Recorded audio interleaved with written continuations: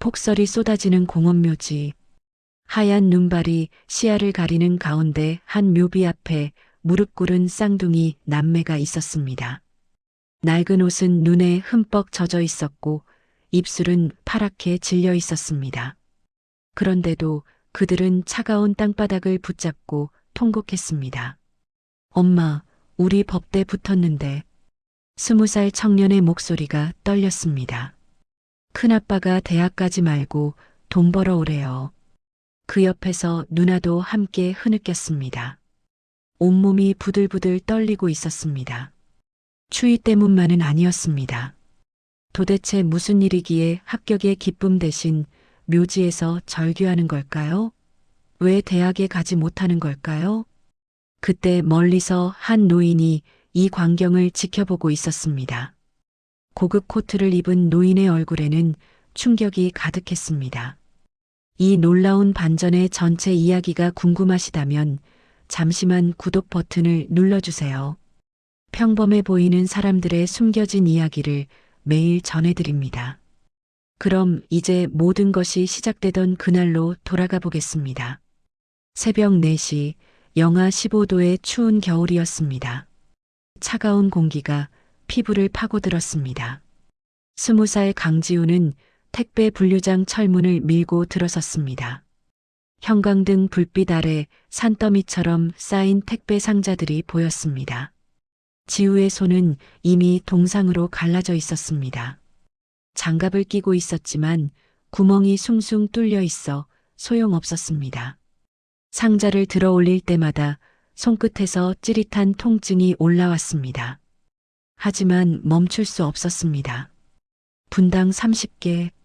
정해진 작업량을 채우지 못하면 시급이 깎였습니다. 지우는 이를 악물고 상자를 옮겼습니다. 무거운 상자는 10kg이 넘었습니다. 가벼운 책으로 견디기 버거웠지만 쉴 수 없었습니다. 옆에서 일하는 아저씨가 말을 걸었습니다. 학생, 학교는 안 가? 지우는 고개를 저었습니다. 말없이 다음 상자를 집어들었습니다. 학교 이야기는 듣기 싫었습니다.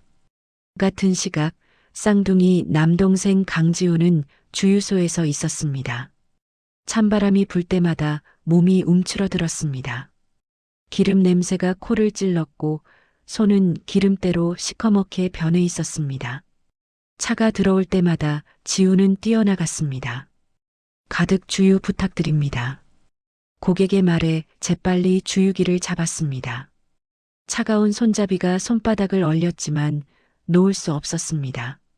사장은 인건비를 아끼려고 난방도 제대로 틀지 않았습니다. 주유소 사무실은 냉동고나 다름없었습니다. 지우는 손을 호흡 불며 다음 차를 기다렸습니다. 8시가 되었습니다. 지우와 지우는 각자의 일터에서 나왔습니다. 두 사람은 약속한 장소에서 만났습니다. 편의점 앞이었습니다. 서로의 얼굴을 보는 순간 가슴이 먹먹해졌습니다. 누나의 손은 상처투성이었고 동생의 얼굴은 파리했습니다. 밥 먹었어? 지우가 물었습니다. 지훈이 고개를 저었습니다. 누나도 마찬가지였습니다. 두 사람은 편의점에 들어가 제일 싼 삼각김밥 하나씩을 샀습니다. 1,000원짜리 2개. 그것이 아침 식사의 전부였습니다. 찬바람이 부는 정류장 벤치에 앉아 김밥을 먹었습니다. 차갑고 딱딱한 밥이 목으로 넘어가지 않았습니다. 그래도 삼켰습니다. 배가 고팠으니까요. 지훈이 작게 말했습니다. 누나, 우리 언제까지 이렇게 살아야 돼? 지훈은 대답하지 못했습니다. 그저 동생의 어깨를 토닥였을 뿐입니다. 버스가 왔습니다. 두 사람은 각자 다음 일터로 향했습니다. 하루는 이제 겨우 시작이었습니다. 저녁 9시. 지우와 지우는 큰아빠 집으로 돌아왔습니다. 낡은 빌라 2층이었습니다. 문을 열자마자 고함 소리가 들렸습니다. 왜 이제 와? 밥은 다 식었잖아. 큰어머니의 날카로운 목소리였습니다. 두 사람은 고개를 숙인 채 신발을 벗었습니다. 거실에는 큰아빠 박대식이 소파에 누워 텔레비전을 보고 있었습니다. 담배 연기가 방안을 가득 채웠습니다. 재떨이에는 꽁초가 수북이 쌓여 있었습니다. 식탁에는 먹다 남은 음식이 그대로 있었습니다. 식은 밥과 상한 김치. 그것이 쌍둥이의 저녁이었습니다. 지우가 밥을 한 숟가락 뜨는 순간 큰아빠가 벌떡 일어났습니다. 야, 너희 오늘 얼마 벌었어? 통장 내놔. 지훈이 주머니에서 통장을 꺼냈습니다.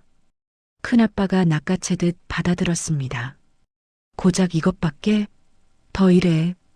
내일부터 시간 더 늘려. 두 사람은 아무 말도 하지 못했습니다. 큰아빠는 지난달에도 월급을 한 푼도 주지 않았습니다. 방세다, 전기세다, 식비다 온갖 명목으로 다 가져갔습니다. 심지어 쌍둥이가 쓰는 비누값까지 청구했습니다. 식사를 마친 두 사람은 거실 구석으로 갔습니다. 그곳이 잠자리였습니다. 얇은 이불 한 장이 전부였습니다. 방은 큰아빠 가족이 쓰고 쌍둥이는 거실 바닥에서 잤습니다.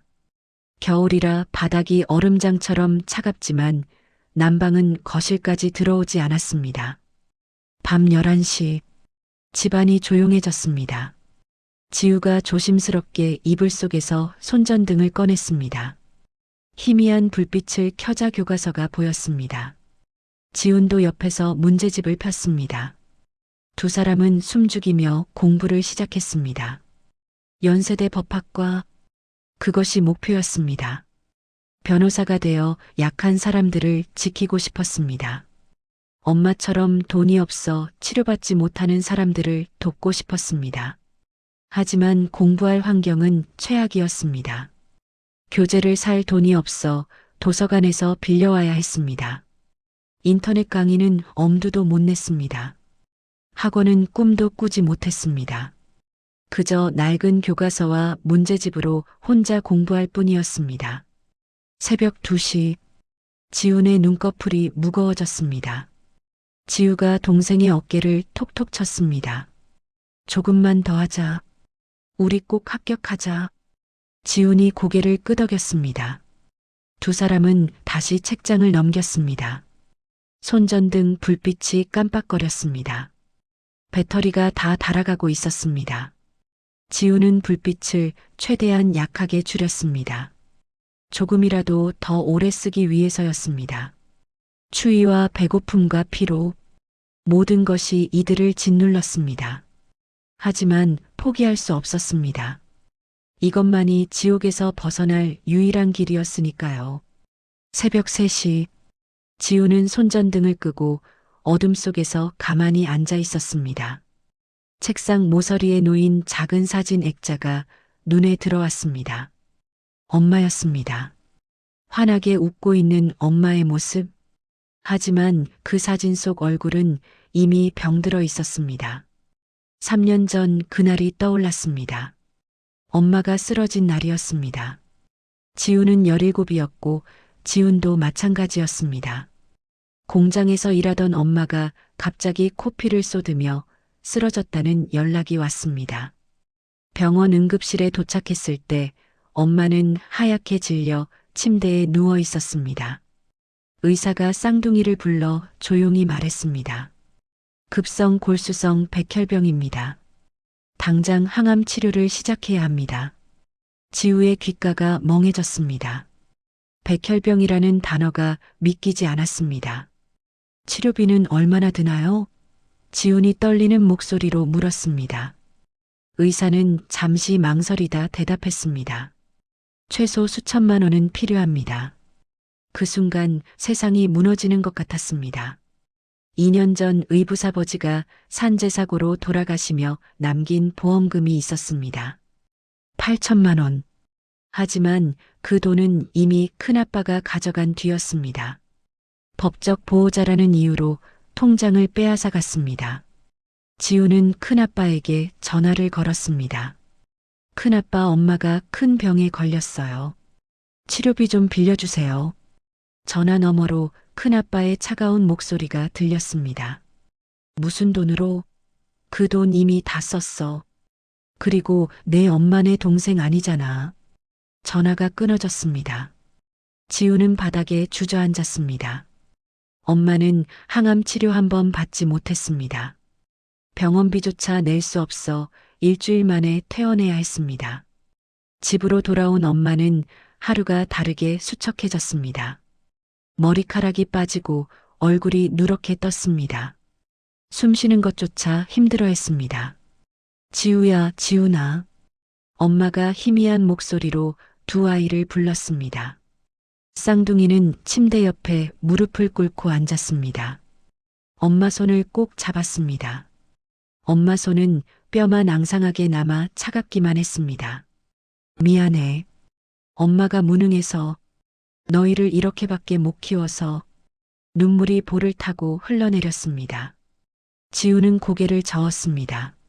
아니에요, 엄마. 엄마 잘못 없어요. 엄마는 힘겹게 미소를 지었습니다. 꼭 공부해서 훌륭한 사람 되어라. 약한 사람들을 지켜주는 사람이 되어라. 그것이 엄마의 마지막 말이었습니다. 사흘 후 엄마는 숨을 거두었습니다. 병원도 가지 못하고 집에서 조용히 눈을 감았습니다. 진단받은 지 딱 석 달 만이었습니다. 지우는 눈물을 닦았습니다. 옆에서 지훈도 조용히 울고 있었습니다. 두 사람은 말없이 서로의 손을 꼭 잡았습니다. 엄마의 유언을 지키겠다고 다짐했습니다. 11월 어느 날, 대학 수시 합격자 발표일이었습니다. 지우와 지우는 새벽 일을 마치고 도서관으로 달려갔습니다. 손은 동상으로 부어 있었고 온몸에서는 기름과 땀 냄새가 났습니다. 하지만 신경 쓸 겨를이 없었습니다. 컴퓨터실은 이미 학생들로 가득 차 있었습니다. 모두가 긴장한 표정으로 모니터를 응시하고 있었습니다. 어떤 학생은 손톱을 물어뜯고 있었고 어떤 학생은 두 손을 모아 기도하고 있었습니다. 지우가 빈자리를 찾아 앉았습니다. 지우는 누나 옆에 섰습니다. 두 사람 모두 심장이 미친 듯이 뛰었습니다. 지우가 떨리는 손으로 수험 번호를 입력했습니다. 손가락이 자꾸 미끄러졌습니다. 3번 만에 겨우 입력을 마쳤습니다. 엔터키 위에 손가락을 올렸습니다. 숨을 깊이 들이마셨습니다. 그리고 눌렀습니다. 화면이 바뀌었습니다. 로딩 화면이 돌아갔습니다. 몇 초가 몇 시간처럼 느껴졌습니다. 그리고 드디어 결과가 떴습니다. 합격. 연세대학교 법학과 합격. 지우의 눈이 커졌습니다. 믿을 수 없었습니다. 다시 한번 화면을 확인했습니다. 틀림없었습니다. 진짜 합격이었습니다. 지훈아, 내 거 확인해봐. 지훈이 옆 컴퓨터로 달려갔습니다. 손이 떨려 마우스를 제대로 잡을 수조차 없었습니다. 수험 번호를 입력하고 엔터를 눌렀습니다. 화면이 바뀌었습니다. 합격. 지훈도 합격이었습니다. 순간 두 사람의 눈이 마주쳤습니다. 그리고 동시에 자리에서 벌떡 일어났습니다. 누나, 오빠. 두 사람은 서로에게 달려가 부둥켜 안았습니다. 컴퓨터실 한가운데서 소리내어 울었습니다. 7년입니다. 7년 동안 하루 3시간만 자며 공부했습니다. 손전등 하나로 새벽까지 책을 펼쳤습니다. 추위에 떨고 배고픔에 시달리면서도 포기하지 않았습니다. 그 모든 시간이 보상받는 순간이었습니다. 주변 학생들이 박수를 쳤습니다. 축하한다는 말들이 들려왔습니다. 하지만 쌍둥이의 귀에는 아무것도 들리지 않았습니다. 그저 서로를 꼭 껴안고 울 뿐이었습니다. 엄마, 우리 해냈어요. 지우가 하늘을 향해 중얼거렸습니다. 지훈도 눈물을 닦으며 고개를 끄덕였습니다. 두 사람은 도서관을 나왔습니다. 하늘이 유난히 파랗게 보였습니다. 거리의 모든 것이 아름다워 보였습니다. 지훈이 누나의 손을 꼭 잡았습니다. 누나, 우리 이제 달라질 수 있을까? 지훈은 환하게 웃었습니다. 당연하지. 변호사 되면 큰아빠한테도 안 당하고 우리 힘으로 살 수 있어. 두 사람은 서로를 바라보며 웃었습니다. 그날만큼은 모든 것이 희망으로 가득했습니다. 하지만 그들은 몰랐습니다. 진짜 시련은 이제 시작이라는 것을. 그날 저녁, 지우와 지우는 합격증을 출력해서 집으로 돌아왔습니다. 가슴이 두근거렸습니다. 큰아빠에게 보여주면 조금은 달라질까요? 등록금은 장학금으로 대부분 해결됩니다. 나머지는 아르바이트로 벌겠습니다. 그렇게 설명하면 허락해 줄까요? 현관문을 열었습니다. 거실에는 큰아빠가 소파에 앉아 있었습니다. 얼굴이 벌겋게 달아 있었습니다. 술을 마신 것 같았습니다. 지우가 조심스럽게 다가갔습니다. 큰아빠, 저희가 드릴 말씀이 있어요. 큰아빠가 눈을 가늘게 뜨고 쌍둥이를 쳐다보았습니다. 뭔데? 지우는 떨리는 손으로 합격증을 내밀었습니다. 저희 연세대 법대 붙었어요. 장학금도 받아서 등록금 많이 안 들어요. 나머지는 저희가 벌어서.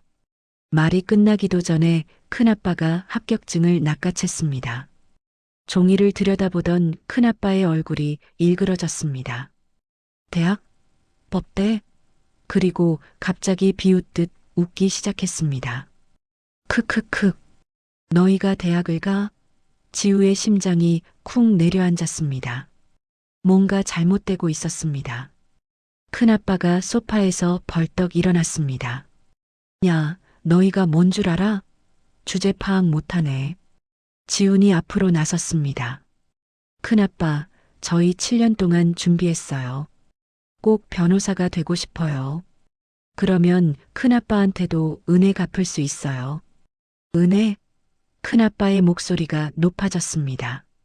지금까지 먹여주고 재워준 게 얼만데 그거 다 갚으려면 10년은 더 일해야 해. 대학은 무슨 개뿔. 당장 돈이나 벌어. 큰아빠가 합격증을 구겨 쥐었습니다. 안 돼요. 지우가 소리쳤습니다.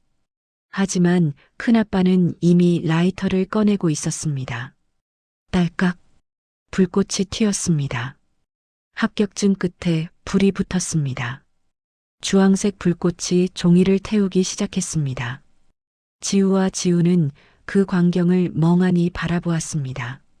7년 동안의 노력이 불타고 있었습니다.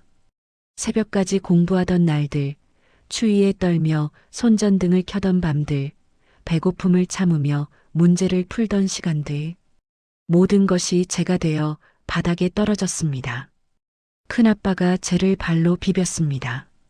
너희는 공부할 팔자가 아니야. 죽을 때까지 일이나 해. 알겠어? 지우가 무릎을 꿇었습니다. 제발요, 큰아빠. 한 번만 기회를 주세요. 목소리가 갈라졌습니다. 눈물이 볼을 타고 흘러내렸습니다. 지훈도 옆에 무릎을 꿇었습니다. 저희 꼭 성공해서 보답하겠습니다. 제발 대학만 가게 해주세요. 하지만 큰아빠는 고개도 돌리지 않았습니다. 내일부터 더 힘든데 보낼 거야. 실컷 일해. 그리고 방으로 들어가 문을 쾅 닫았습니다. 쌍둥이는 바닥에 흩어진 재를 바라보았습니다. 손으로 재를 모았습니다. 하지만 이미 부서진 종이는 다시 붙일 수 없었습니다. 그날 밤 두 사람은 한숨도 자지 못했습니다. 다음 날부터 지옥이 시작되었습니다. 지우는 건설 현장으로 보내졌습니다. 페인트 칠 작업이었습니다. 독한 화학 냄새가 코를 찔렀고 손끝이 화학 약품에 벗겨졌습니다. 지우는 고철 분류장으로 갔습니다. 날카로운 철근을 맨손으로 옮겨야 했습니다. 손에 상처가 나도 멈출 수 없었습니다. 일주일이 지났습니다. 두 사람 모두 온몸이 상처투성이었습니다. 그러던 어느 날, 하늘에서 폭설이 쏟아지기 시작했습니다. 눈발이 너무 심해 작업이 중단되었습니다. 지우에게 문자가 왔습니다. 오늘 작업 취소. 지훈에게도 같은 내용이 왔습니다. 두 사람은 약속이라도 한 듯 같은 생각을 했습니다. 엄마한테 가자. 공원묘지는 집에서 2시간 거리였습니다. 버스를 3번 갈아타야 했습니다. 눈보라가 몰아쳤지만 발걸음을 멈추지 않았습니다. 묘지에 도착했을 때 온몸이 눈에 젖어 있었습니다. 쌍둥이는 엄마 묘비 앞에 무릎을 꿇었습니다. 차가운 눈이 쌓인 땅이었지만 신경 쓰이지 않았습니다. 엄마, 지우의 목소리가 떨렸습니다. 우리 법대 붙었는데 눈물이 쏟아졌습니다. 큰아빠가 대학 가지 말고 돈 벌어 오래요. 지훈도 함께 울었습니다. 엄마, 너무 힘들어요. 우리 어떡하면 좋아요? 두 사람은 소리내어 통곡했습니다. 눈보라 속에서 그 울음소리는 더욱 처절하게 들렸습니다. 바로 그때였습니다. 조금 떨어진 곳에서 한 노인이 걷고 있었습니다. 검은 코트를 입고 국화꽃을 든 노인. 한석주 회장이었습니다. 오늘은 아들 한지민의 기일이었습니다. 20년 전 교통사고로 잃은 아들. 매년 이날이면 회장은 혼자 묘소를 찾았습니다. 그런데 통곡 소리가 들렸습니다. 회장은 소리가 나는 쪽으로 고개를 돌렸습니다. 눈보라 사이로 두 사람이 보였습니다. 무릎을 꿇고 울고 있는 젊은 남녀였습니다. 회장은 발걸음을 옮겼습니다. 가까이 다가갔습니다. 그리고 남자의 얼굴을 보는 순간 회장의 심장이 멎었습니다. 지민이. 입 밖으로 나올 뻔한 이름을 간신히 삼켰습니다. 20살쯤 되어 보이는 청년의 얼굴. 그것은 20년 전 죽은 아들의 얼굴과 똑같았습니다. 짙은 쌍꺼풀, 오똑한 콧날, 또렷한 이목구비, 심지어 눈물 흘리는 모습까지 똑같았습니다. 회장의 시선이 묘비로 향했습니다. 눈을 씻고 다시 보았습니다. 고 강수진. 그 이름을 본 순간 머릿속이 하얘졌습니다. 강수진. 20년 전 아들이 목숨처럼 사랑하던 여자. 재벌가 며느리로 어울리지 않는다며 회장이 반대했던 그 여자. 회장의 손이 부들부들 떨렸습니다. 나이를 계산했습니다. 청년이 20살. 아들이 죽은 지 20년. 딱 맞아떨어졌습니다. 설마 이 아이들이. 회장이 한 발짝 다가서려 했습니다. 학생들. 그 순간 쌍둥이가 화들짝 놀라 뒤를 돌아보았습니다. 공포에 질린 눈빛이었습니다. 남자 쌍둥이가 여자의 손을 낚아챘습니다. 가자. 두 사람은 눈보라 속으로 뛰기 시작했습니다. 회장은 눈보라 속으로 사라지는 쌍둥이를 바라보았습니다. 뒤쫓고 싶었지만 노구의 다리로는 불가능했습니다. 차에 돌아온 회장은 즉시 비서실장에게 전화를 걸었습니다. 지금 당장 강수진의 자녀를 찾아. 20살 쌍둥이 남매다. 비서실은 밤새 움직였습니다. 이틀 만에 결과가 나왔습니다. 강지훈. 현재 박대식의 집에 거주 중. 회장은 직접 움직였습니다. 지우가 일하는 건설 현장으로 찾아갔습니다. 페인트 냄새가 진동하는 곳에서 지우는 벽을 칠하고 있었습니다. 학생, 잠깐 시간 좀 내줄 수 있겠나? 지우는 돌아보다 그 얼굴을 알아보았습니다. 묘지에서 본 그 할아버지였습니다. 회장은 지훈도 데려왔습니다. 세 사람은 조용한 카페로 갔습니다. 회장이 입을 열었습니다. 나는 한국그룹 회장 한석주다. 그리고 너희 아버지 한지민의 아버지란다. 쌍둥이의 눈이 커졌습니다. 믿을 수 없다는 표정이었습니다. 회장이 말을 이었습니다. 20년 전 내가 너희 부모님의 사랑을 반대했다. 가난하다는 이유로. 그래서 지민이는 수진 씨를 찾아가다 사고를 당했지. 회장의 목소리가 떨렸습니다. 수진 씨가 너희를 임신한 줄 몰랐다. 알았다면 진작 찾았을 텐데. 회장의 눈에서 눈물이 흘렀습니다. 쌍둥이도 울기 시작했습니다. 미안하다 얘들아. 할아버지가 너무 늦었구나. 회장은 즉시 DNA 검사를 의뢰했습니다. 결과가 나왔습니다. 친자관계 99.999%, 틀림없는 친손주였습니다. 회장은 쌍둥이를 병원 특실로 데려갔습니다. 정밀 검사 결과는 충격적이었습니다. 영양실조, 빈혈, 피부염, 만성피로. 20살 청년에게 나올 수 없는 진단들이었습니다. 회장은 진단서를 보며 주먹을 쥐었습니다. 그리고 큰아빠를 병원으로 불렀습니다. 보상금 문제로 상의할 게 있다는 핑계였습니다. 박대식이 병실에 들어섰습니다. 돈 냄새를 맡고 달려온 것이었습니다. 하지만 병실에는 회장이 서 있었습니다. 당신 누구야? 회장이 서류 뭉치를 던졌습니다. 보험금 횡령 증거, 임금 착취 증거, 아동학대 증거다. 박대식의 얼굴이 하얗게 질렸습니다. 당신이 누군데? 회장이 차갑게 말했습니다. 이 아이들의 할아버지다. 그 순간 경찰이 들어왔습니다. 박대식 씨, 보험금 횡령 및 아동복지법 위반으로 체포합니다. 수갑이 채워졌습니다. 박대식은 발버둥을 쳤지만 소용없었습니다. 경찰에 끌려가는 큰아빠를 보며 지우는 눈물을 흘렸습니다. 하지만 이번에는 슬픔의 눈물이 아니었습니다. 회장이 쌍둥이의 손을 잡았습니다. 이제 할아버지가 있으니 걱정하지 마라. 꼭 변호사 만들어주마. 세 사람은 서로를 껴안고 울었습니다. 20년 만의 재회였습니다. 석 달 후 따뜻한 봄날이었습니다. 벚꽃이 만개한 공원묘지. 세 사람이 나란히 서 있었습니다. 강지우와 강지훈, 그리고 할아버지 한석주. 쌍둥이는 연세대학교 법학과 교복을 입고 있었습니다. 가슴에 새겨진 학교 로고가 햇살을 받아 빛났습니다. 지우가 엄마 묘비 앞에 무릎을 꿇었습니다. 엄마, 우리 약속 지켰어요. 이제 진짜 법대생이에요. 목소리가 떨렸지만 밝았습니다. 지훈도 옆에 무릎을 꿇었습니다. 엄마한테 전해주세요. 이제 우리 정말 행복하다고. 두 사람의 눈에서 눈물이 흘렀습니다. 하지만 이번 눈물은 달랐습니다.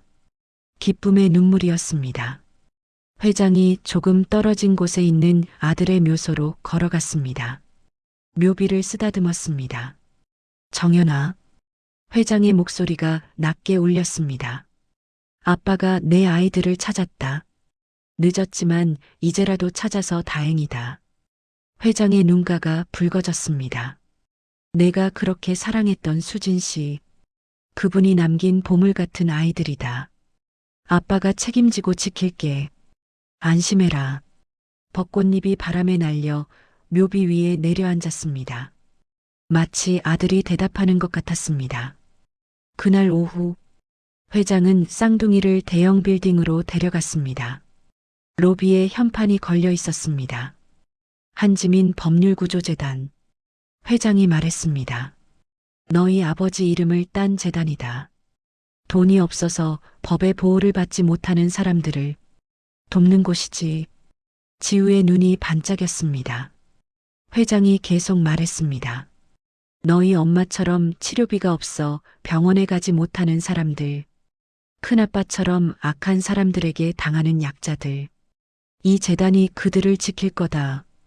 그리고 너희가 이 재단의 미래란다. 지훈이 고개를 숙여 인사했습니다. 할아버지 은혜 평생 잊지 않겠습니다. 회장이 손주들의 어깨를 감싸 안았습니다.